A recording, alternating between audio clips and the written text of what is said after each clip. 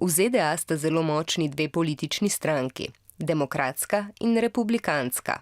Predsednik Trump je leta 2016 kandidiral v imenu republikancev. Takrat je obljubil, da bo na mejo med ZDA in Mehiko postavil zid in s tem preprečil nezakonite prehode in tihotapljanje.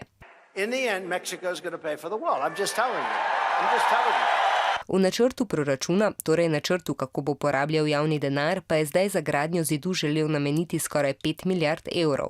A v proračunu predsednik ne more odločati sam. Pretehtati in potrditi ga mora tudi kongres. Kongres je nekaj podobnega kot v Sloveniji parlament. Če imamo v Sloveniji državni zbor in državni svet, imajo v ZDA zgornji dom ali senat in spodnji ali predstavniški dom. Trenutno je v senatu več predstavnikov republikancev, to je stranke, ki pripada tudi predsednik Trump. Ti gradnjo zidu podpirajo.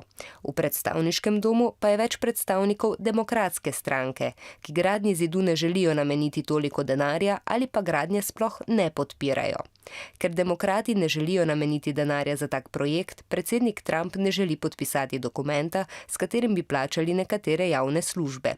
Pravi, da bo tako, dokler se kongres ne dogovori o tem, kako bodo podprli njegov predlog o postavitvi zidu.